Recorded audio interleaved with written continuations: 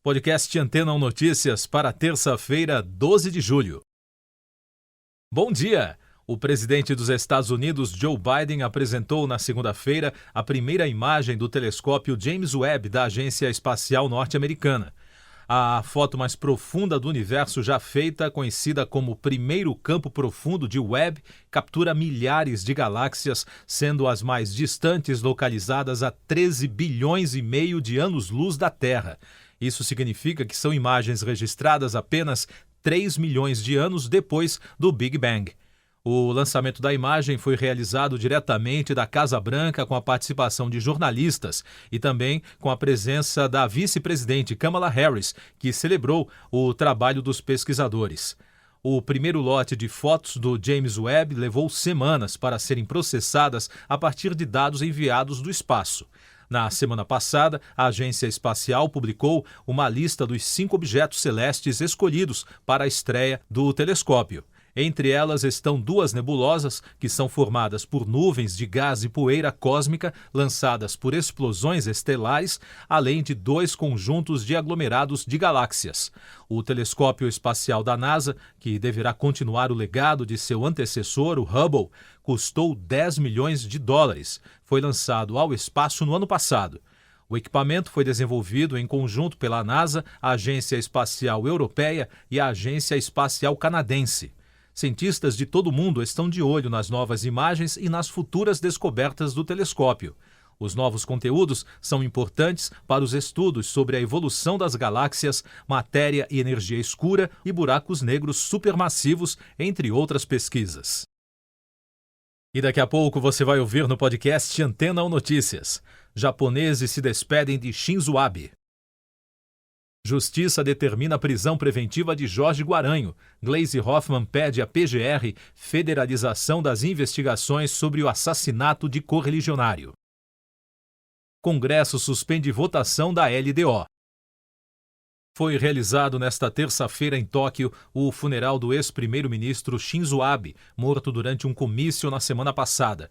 A participação foi restrita a familiares e pessoas próximas ao político, segundo reportagem da emissora pública NHK.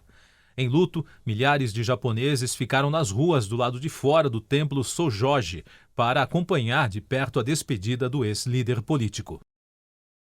O Ministério Público do Paraná informou que foi decretada a prisão preventiva do agente penitenciário Jorge Guaranho, que matou a tiros o guarda municipal Marcelo Arruda em Foz do Iguaçu, no Paraná, no último fim de semana, durante sua festa de aniversário em homenagem ao ex-presidente Lula e também ao Partido dos Trabalhadores.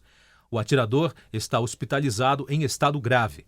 Arruda era tesoureiro do PT e foi candidato a vice-prefeito pelo partido em 2020. A delegada Yane Cardoso foi substituída do comando da investigação do assassinato pela delegada Camila Seconello. Segundo a Secretaria de Segurança Pública, a nova comandante contará com o apoio de uma equipe da delegacia especializada para garantir a celeridade na apuração dos fatos. Ainda sobre o assassinato, a presidente nacional do Partido dos Trabalhadores, Gleisi Hoffmann, afirmou que irá pedir à Procuradoria-Geral da República a federalização da investigação. Ela disse que está sendo articulada uma reunião com o Tribunal Superior Eleitoral nesta terça-feira entre o partido e outras legendas e um pedido para uma campanha para eleições pacíficas no país. O Congresso Nacional suspendeu na segunda-feira a votação do projeto de lei de diretrizes orçamentárias para 2023. A sessão será reiniciada nesta terça-feira, se tudo seguir como planejado. O texto define as metas e prioridades para os gastos públicos do ano que vem. De acordo com o presidente do Senado, Rodrigo Pacheco, o relator da LDO, Marcos Duval, decidiu retirar a obrigatoriedade do pagamento das emendas de relator, que compõem o polêmico orçamento secreto. Eu sou João Carlos Santana e você está ouvindo o podcast Antena 1 Notícias, trazendo mais destaques nacionais. Uma investigação da Controladoria-Geral da União encontrou irregularidades no vínculo de 2.363 militares que ocupavam cargos civis no governo. Os problemas são variados e vão desde militares que não poderiam estar exercendo a função civil a casos de funcionários que recebiam mais do que deveriam. A apuração que analisou a participação de oficiais das Forças Armadas em postos na administração federal foi concluída em junho e considerou dados de 2020. A Justiça de Brasília deu prazo de 15 dias para que o ex-piloto de Fórmula 1, Nelson Piquet, se manifeste sobre uma denúncia de entidades dos direitos humanos. O grupo acusa o esportista de fazer comentários racistas e homofóbicos contra o piloto Lewis Hamilton. Os representantes das entidades pedem indenização de R$10 milhões por danos morais coletivos e danos sociais. Os destaques internacionais no podcast Antena 1 Notícias. Uma pesquisa da Organização das Nações Unidas apontou que a população mundial deve chegar a 8 bilhões de pessoas em 15 de novembro deste ano. O relatório World Population Prospects 2022 do Departamento de Relações Econômicas e Sociais da organização, divulgado na segunda-feira, também afirma que a Índia vai ultrapassar a China como o país mais populoso do mundo no ano que vem. Na França, o presidente Emmanuel Macron foi acusado pela imprensa do país de ter facilitado a empresa californiana Uber no período em que foi ministro da Economia, de 2014 a 2016.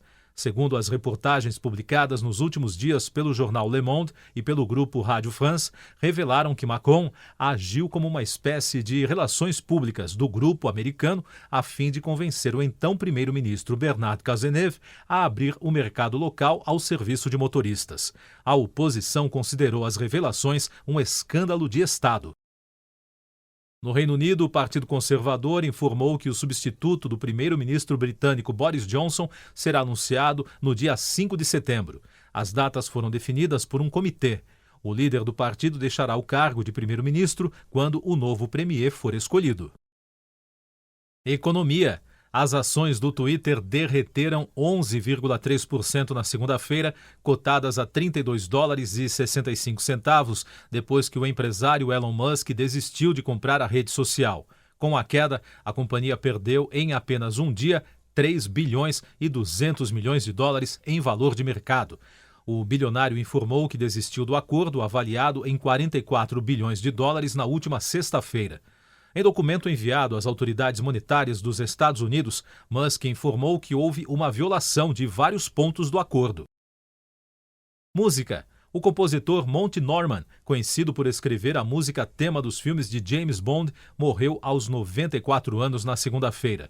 A notícia divulgada no site oficial do britânico dizia que a morte aconteceu após uma doença breve.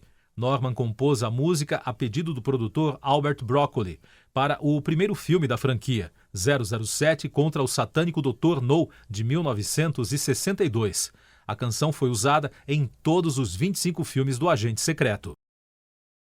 Você confere agora os últimos destaques do podcast Antena 1 Notícias, edição desta terça-feira, 12 de julho. Das agências nacionais, está marcada para a tarde de hoje a audiência de custódia do médico Giovanni Quintela Bezerra, o anestesista preso em flagrante por estuprar uma grávida durante a cesariana. De acordo com informações do Tribunal de Justiça do Rio de Janeiro, a audiência será realizada no período das 13 às 18 horas. Das agências internacionais, o governo russo anunciou que os presidentes da Rússia, Turquia e Irã se reunirão na próxima semana em Teherã para um encontro de cúpula sobre a Síria e discussões bilaterais. Siga nossos podcasts em antena1.com. Depois de tanto conteúdo legal, que tal se hidratar com água Rocha Branca?